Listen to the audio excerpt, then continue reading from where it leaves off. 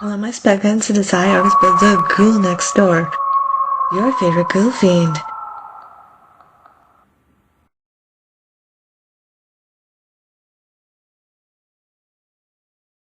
Hello, my spun guns. It is I, Artist Blob, the ghoul next door, your favorite ghoul fiend. And this would be episode 16 of my 2026 Halloween series. And we're doing a couple of things today. Okay, so first off, I've got two bingo tasks for you. The first bingo task is baking or cooking something inspired by a sci-fi horror. And the second bingo task is watching a movie, let me rephrase that, watching a classic horror film from before 1980, okay, and sprinkled throughout the show, we'll have some decor hunting. So, all right. I picked the Blob as my movie, hence the 1958 version, so hence why I'm mixing two bingo tasks. And I'm in the kitchen, clearly. Check this out. This is nice, right? Woo! Yes. This was given to me by a friend, a coven mate of mine. So I'm very grateful for that. Okay. Oops. Hang on. Hold, please. Okay, I had the the B-roll camera set up to go, and it unpaused. All right. Or I should say it just undid itself. I might have that too close, too much of a close-up. Oh, we'll go with it. We'll roll with it. Okay, so I'm making jam.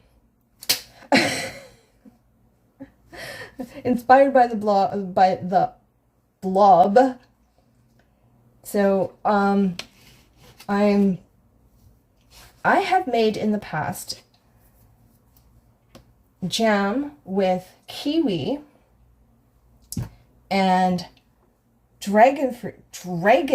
So we've got kiwi and dragon fruit, and I've made that jam in the past, and it turned out so tasty, so good, but the color was awful. I also happen to have some beautiful strawberries. Now, I'm not a big strawberry fan, but I thought a few of these would enhance the color a little bit.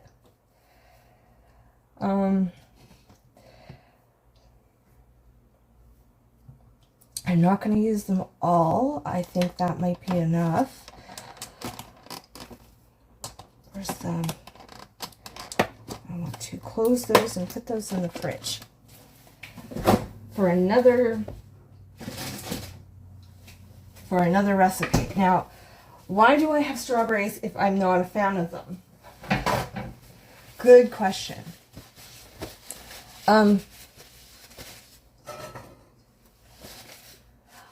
I've got a video coming up quite a ways from now where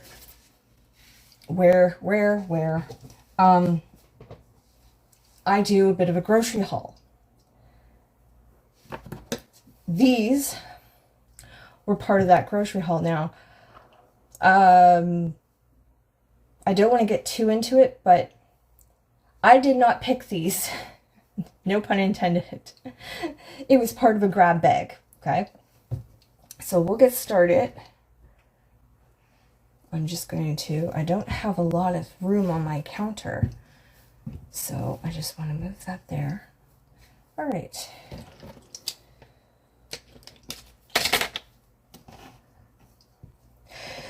So the 1958 classic horror movie, sci-fi horror movie, The Blob. we open with a young couple. Look at that strawberry. Just look at it. Where? I'm trying to show you on the other one. Where is that? There we go. Finally, I got the B-roll. Oh my. Okay, so for anyone who hasn't seen the Blob, we open up with a young couple on Lover's Lane, though I don't think it's called that. And they see what they think is a shooting star, ends up being a meteorite, land in the area.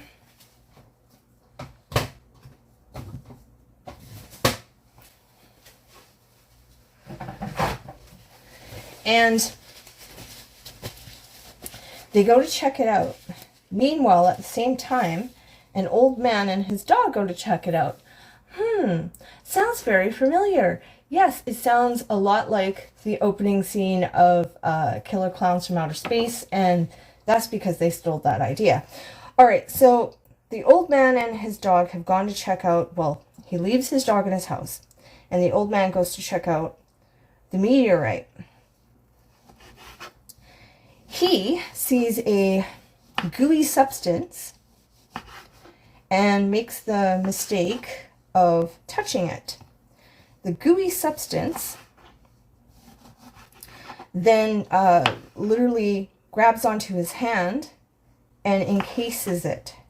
So it's like going up his arm. The two kids, teenagers, I shouldn't call them kids, they're teenagers.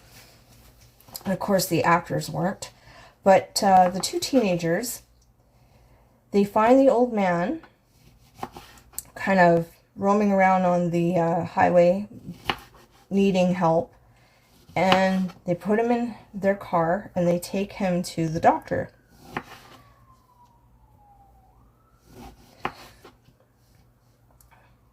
The doctor has no idea what's going on. He tries to investigate. He tells the kids to go up the highway a little bit and go try to get some help. Try to see if anybody else was there. So as the two teenagers leave the doctor's, they bump into a couple of their buddies and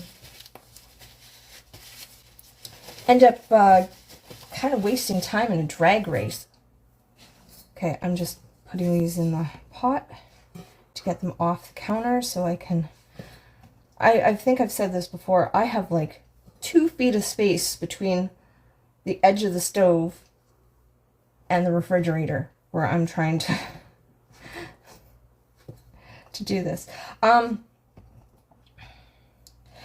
So the kids or the teenagers end up wasting some time drag racing with their friends. Okay, just put that over there and get that out of the way.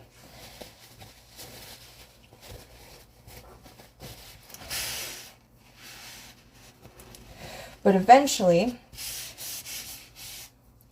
the police stop them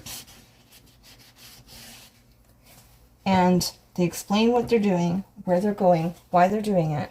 Do I think I need all 3? 2 might be enough. They explain to the cops what they're doing, that the doctor asked them to go check things out, go find help, see if anybody else was there. So he lets them off with a warning.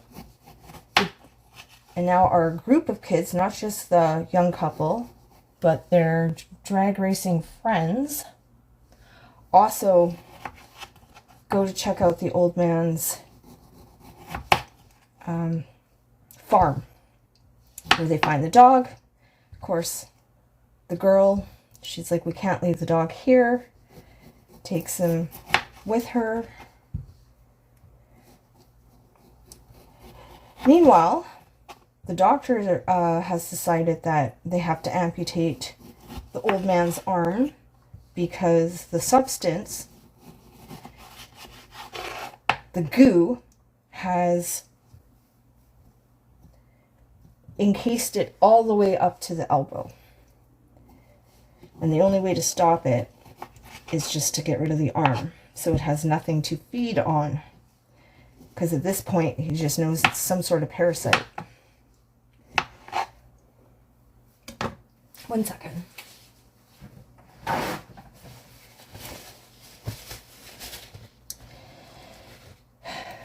He calls his nurse to come back, because this is like 11 o'clock at night. He calls his nurse to come back to the office to help him. She gets there just in time to find out that the old man has been eaten by the substance. And then the substance, which is now officially a blob because it's absorbed and eaten the old man, he goes after the nurse.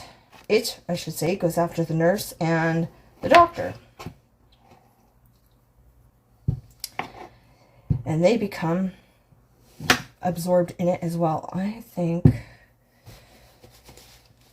I'm going to make that a little bit smaller and put that into the pot. So the blob now has gotten out of the doctor's office, and it has taken 3 victims: the old man, the nurse, and the doctor. It makes its way down the street, kind of absorbing whoever in its path. The police, the kids, the teenagers, have told the police, and the police now go to investigate the doctors. I don't even see. Yeah, okay, you can see. I'm like, can you see this on the B-roll? Am I in the right position? The police have gone to investigate the doctors, and there's nobody there, but there's, looks like to them like a break-in. So they assume it's the teenagers, but the teenagers are like, no, how could it be? We were with you, blah, blah, blah. And half of the teenagers, the ones that were drag racing to begin with, they decide they're going to go to the movies. Our young couple get pulled into the cops, and their parents get called. Both kind of get grounded. Their parents take them home, and they both sneak out of their houses. They meet up again.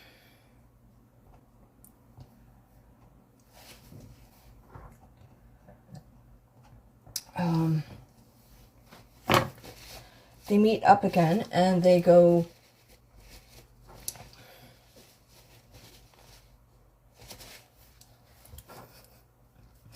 where did they go? That would be the grocery store. Or is that the diner? I think it's the grocery store. There's a scene where they're at where they run into the grocery to hide from the blob, and they end up in the deep freeze. And it can't get them in there. Little do they know it's because it can't handle cold. They won't find this out until later. But they're hiding in the deep freeze of the grocery store. They go to the grocery store because it's the main male. His dad owns the grocery store. So then when they leave the grocery store, by this point, the blob has gotten so large it's taken over. It's half a block or something now. It's grown. And the blob goes to the movies. It goes to the movies and begins, devouring and absorbing everybody in the movie theater. So this reintroduces the drag racing friends as they have to kind of survive.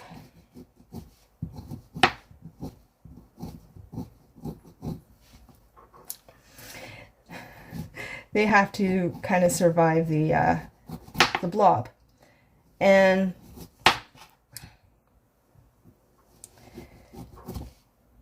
our couple, our two lead teenagers, now end up at a diner. They get trapped in the basement with the owners of the diner. A fire breaks out,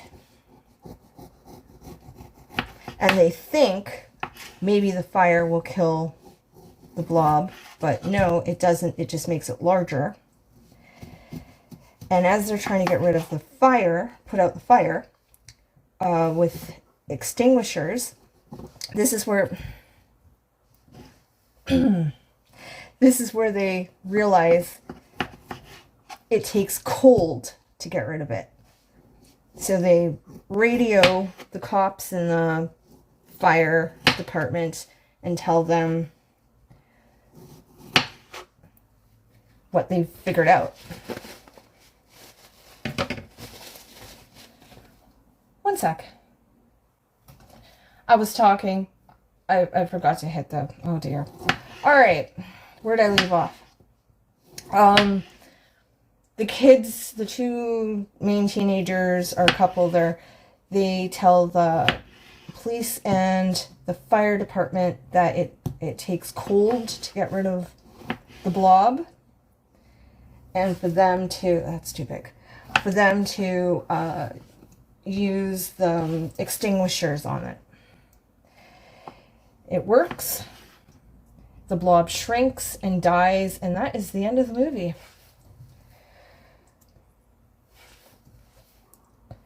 So what do I think of this? Like, it's a classic, right? Classic sci-fi horror.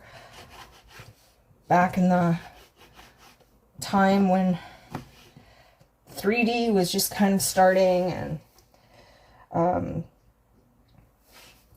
sci-fi movies, sci-fi monster movies were the thing. No pun intended, because isn't that around the same time The Thing came out? But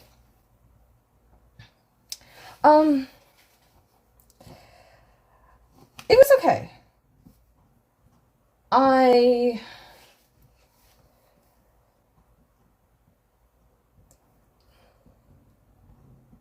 found it to drag, no pun intended, a little bit with the drag race scene.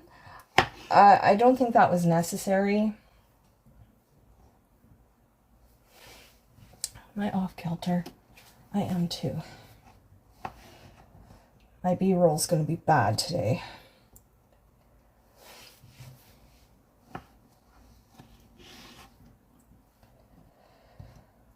I think that movie could have been tightened up. We didn't need to see, like I said, the drag race friends. We didn't need to see the kids in the cops, the kids in the police station with the cops. We didn't need to see them do the exact same thing twice with the grocery store and the diner. I think that could have been done in one scene and have them figure it out. Okay, so this is what we got so far. There we go. And I still have to do the dragon fruit. So, I know... I think I'm going to need the butcher knife for this one. Not the butcher knife, but the chef's knife.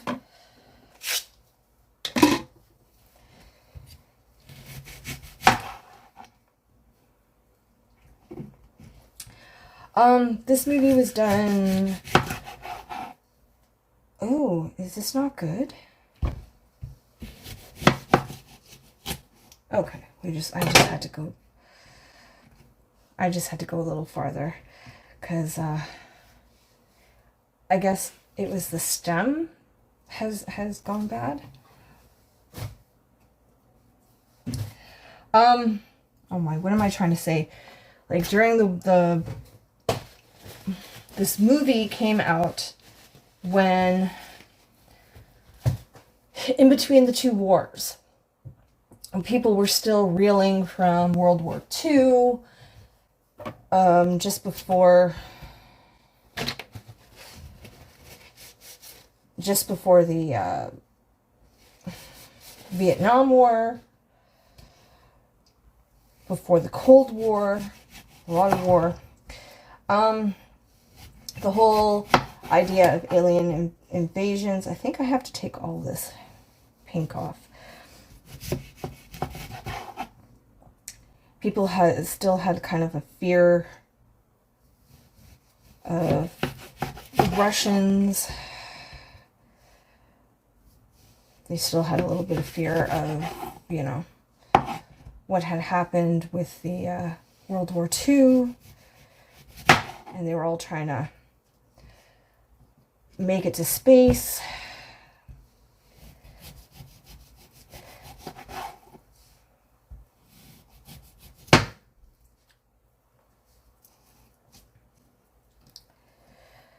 I don't know.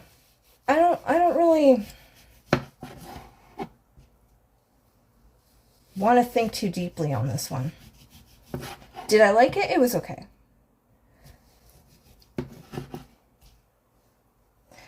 I think I liked the 1985 remake better. That's been, a good 40 years since I've seen that one. I should try to find that one and watch it again. I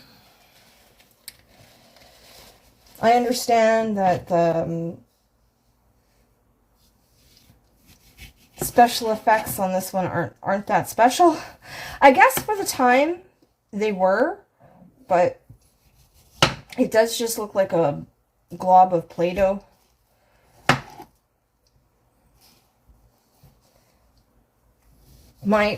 Sorry, I burped.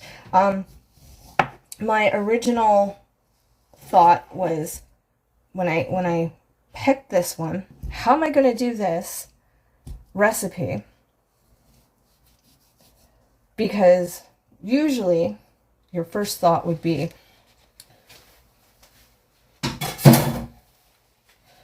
to make a Jell-O dish. Like if I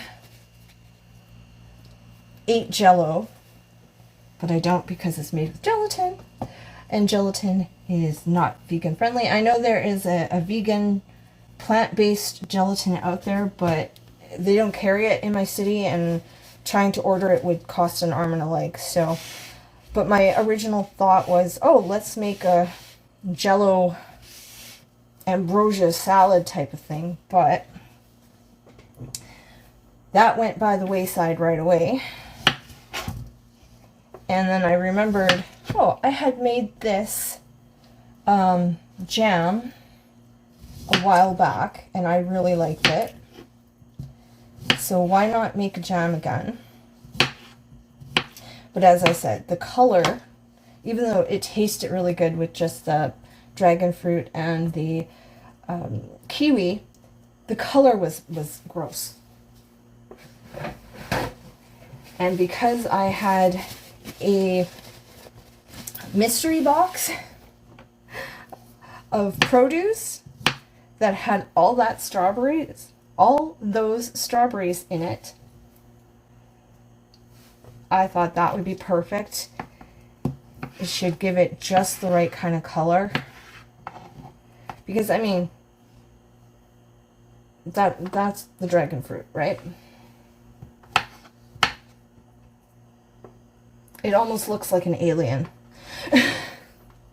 It almost looks like an alien.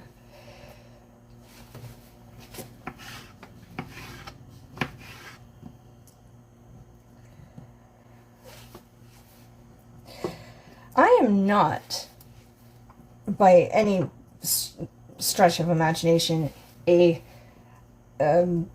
adventurous eater. But at the same time, I think I've eaten more weird fruits than anybody else I know. I don't say weird like alien weird, but like nobody I know would eat dragon fruit. Nobody I know would ever eat jackfruit. I tried that once. I didn't like it.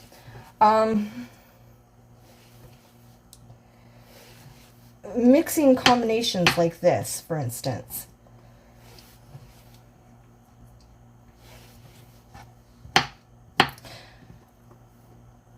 Okay, I'm going to, I'll be right back.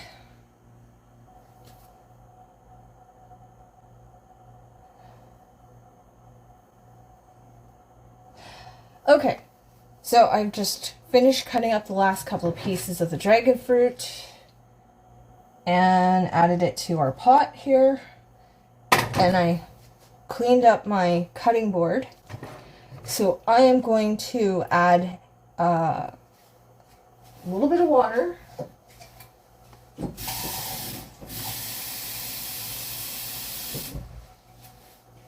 I have 2 cups of water here.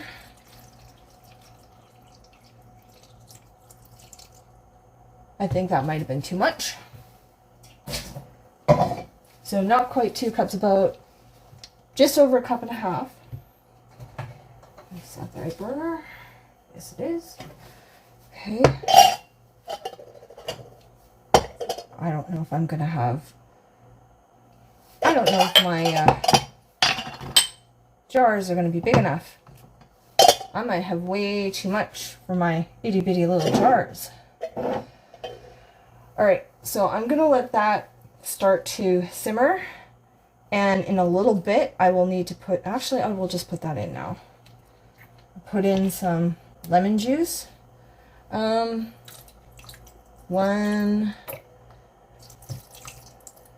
2 squirts. Really big, huge ones. And no, I didn't bring the B-roll over to the pot because last time I did that too, it fell over. You might remember, it fell over. But I will wait to add the sugar. I will wait a little bit to add the sugar. And this is going to take a while. So how about we come back in about 20 minutes, check, see how it's doing. And, oh, my refrigerator's making noise.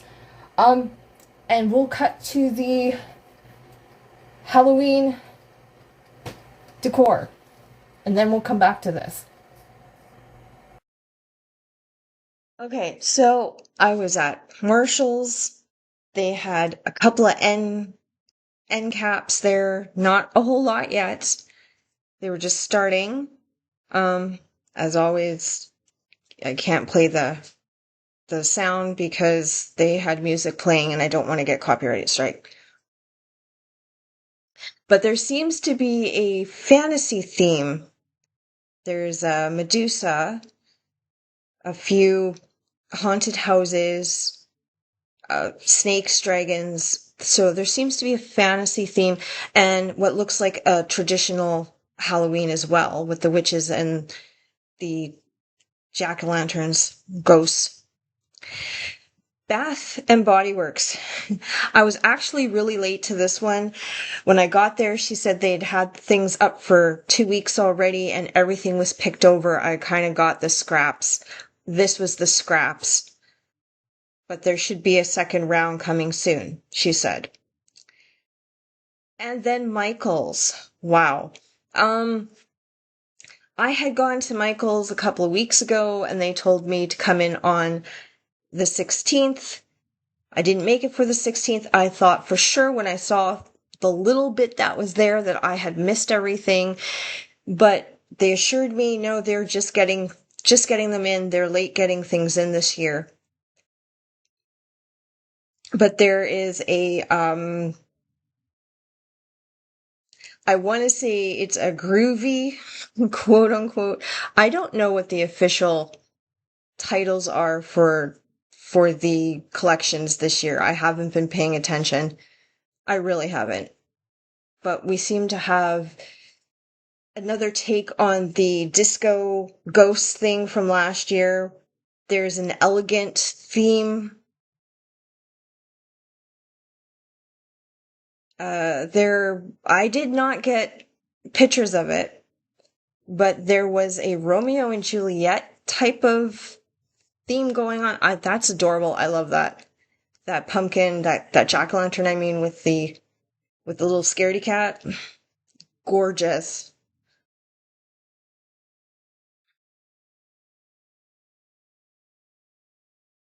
We have, I don't know what's going on with the hearts. There was hearts everywhere. Again, little haunted houses, little lanterns, a lot of lanterns. There's me in the mirror. That I liked. I thought that was cool. The Jekyll and Hyde. I want to say there's a Jekyll and Hyde thing going, but I could be wrong. There's your Disney stuff. We've got the Oogie Boogie. We got some Hello Kitty. I have no idea. Is that Stitch or whatever that character is? I never saw that movie. Then, of course, all the lights.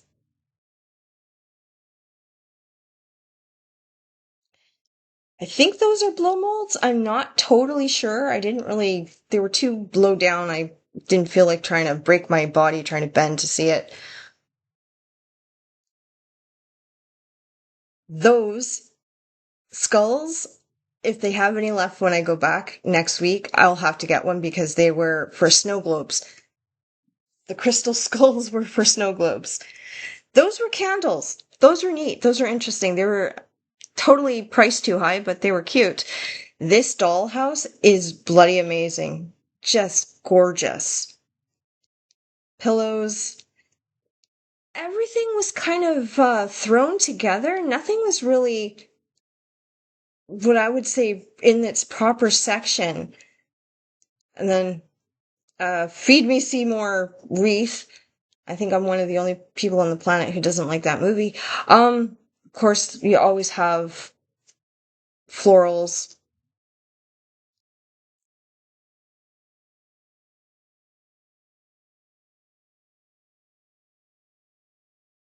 I know this looks like a lot, but it really wasn't. It was all crammed together within about 4 or 5 feet.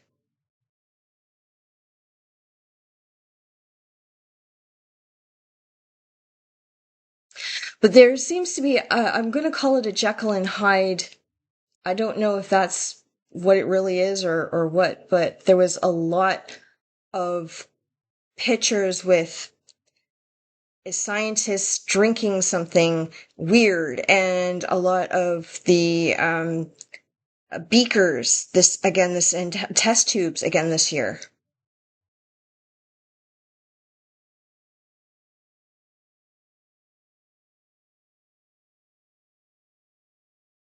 Again, I say it looks like there was a lot, but it wasn't. It was only a couple of feet all crammed together.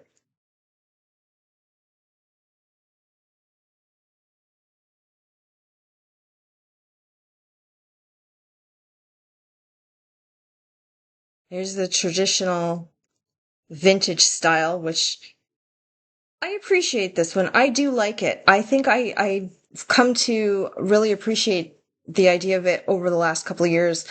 We did get some really crazy things. Oh, this is what I'm calling the practical magic section because the second I saw it, that's all I could think about was the fact that the Practical Magic 2 is coming out in a couple of months. And this would fit right in with that whole storyline. Again, more beakers. But just tell me that doesn't remind you of Midnight Margaritas and the book. Here are some of the spooky town, I can never pronounce that.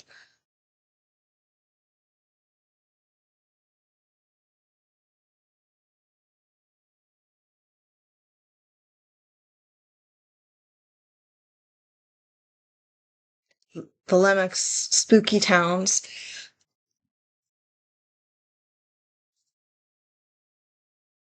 You can see that that one is $90 Canadian for the witch hut. $119.99, $269.99 Canadian.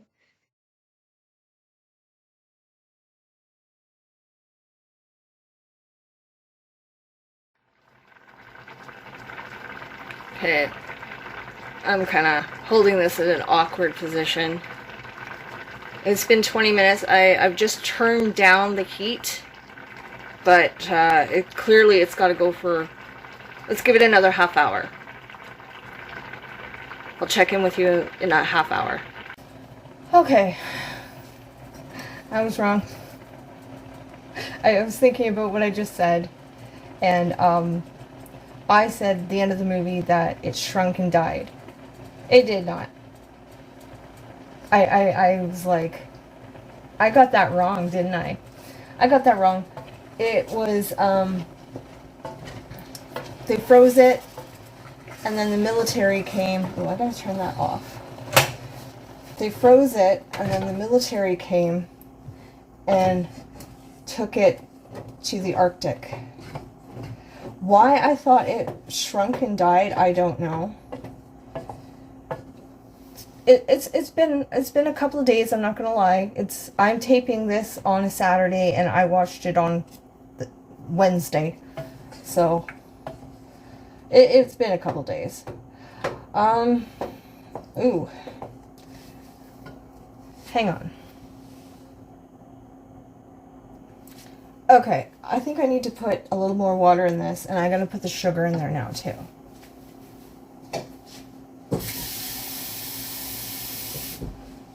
Here I was thinking I had put too much water the first time, but it's actually starting to stick to the pan.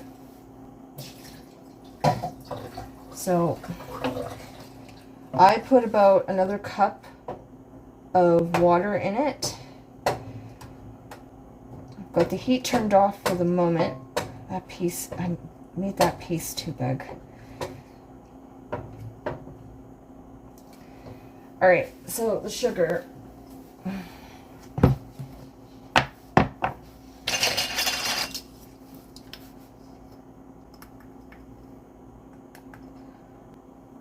One tablespoon.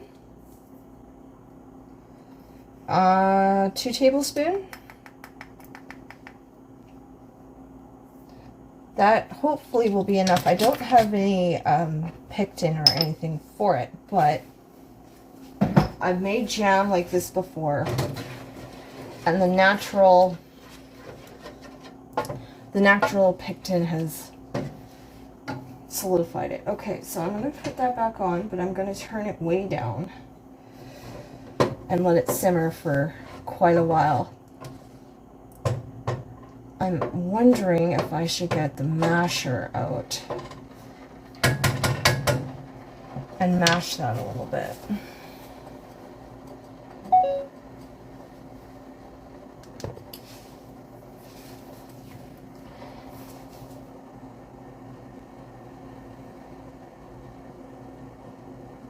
I do like the color better. As the first time I made this, I had, like I said, I only used the dragon fruit and the kiwis, and it had kind of a sickly, snotty color to it. At least with the strawberries, there's some kind of pinky undertone to it. Not as pink as I would have liked, and I don't have any red food coloring. I have green food coloring, but I think that would defeat the purpose. Okay, so I just, like I said, just put 2 tablespoons of sugar in there. That's going to be so sweet. And I've got it back on the burner. I guess I'll give this another 20 minutes and I'll check on it again. So I'll be back in 20 minutes. Okay, the color, slightly better than it was the first time I ever made this. I'm wondering if it's nowhere near done. I'm gonna probably have to put some more water in this.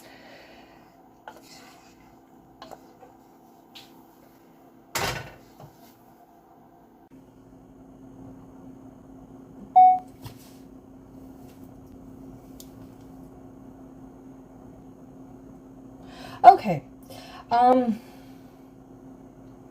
well, everything was going good. Everything was simmering. It was lovely, smelling lovely, and then all of a sudden it wasn't. And I had turned my back for not even 90 seconds, and it burned. The bottom did. I pulled it off the stove, and I transferred the top layer to a container. It hasn't solidified. That's because I had put the extra water in before. So let's see. Let me get a spoon. I've ruined my pan.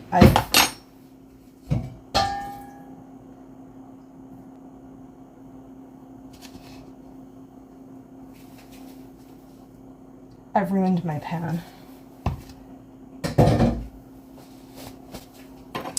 But let's see if I pulled it off quick enough, the top layer anyway, to see if it's salvageable.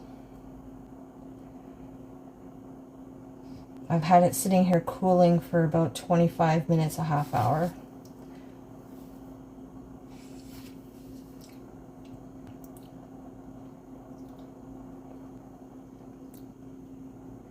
Surprisingly, it's not ruined. It's not ruined. Again, like I said, as soon as I realized what was happening, let me turn this off. As soon as I realized what was happening, I pulled it off the stove and I scooped the top layer and put the top layer into a container, and the bottom layer I threw down the sink. Can't save the pan though. The pan was a $5 pan from the dollar store, sorry, the Dollarama, I should say. That's what we have here in Canada. But I think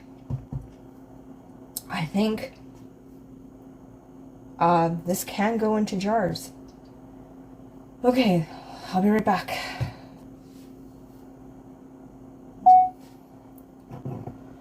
All right. This has been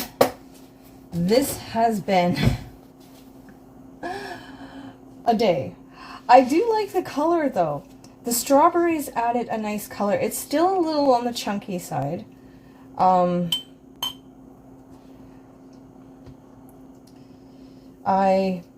Because I had to pull it off the stove, it didn't quite reduce down to what I was hoping for.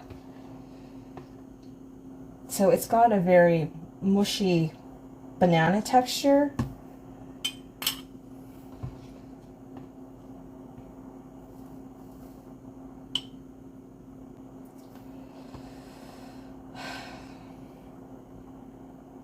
It looks like a blob. See, I knew jam was the right thing for this movie. Oh. Okay, I think I can get another.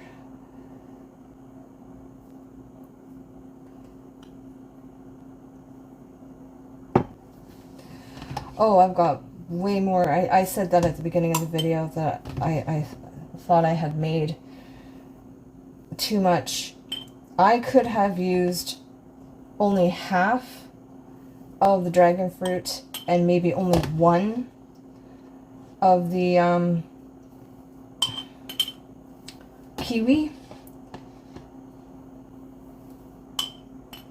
But now I had to go with 2 kiwi and a full dragon fruit.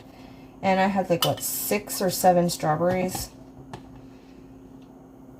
You can see all the seeds from the dragon fruit.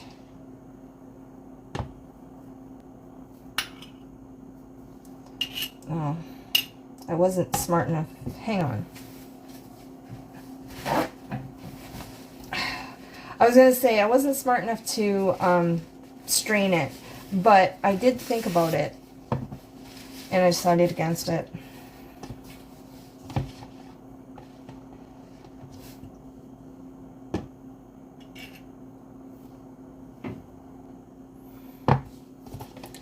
And there's still enough for almost one more jar.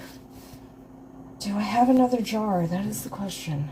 Well, anyway, here is my Blob inspired jam. Let me take that lid back off. I just wanted to show you. So my Blob inspired jam, which, trust me, tastes way better than it looks. Okay, I have no idea what next week's video is, but there will be one next week. And so we covered in this one, we covered the 2 bingo tasks of watching a classic horror from before 1980 and cooking or baking something inspired by a sci-fi horror. We did the Blob, we did this, the jam. Somewhere in here I threw in some of the Hallowe'en Decor Hunting I did in the last 2 days. And yeah, shout out again to my friend, my coven mate, who gave me this apron. I love it. And I think that's it for today. And I will see you next time, next week, in next week's video. Till then, creeping screams.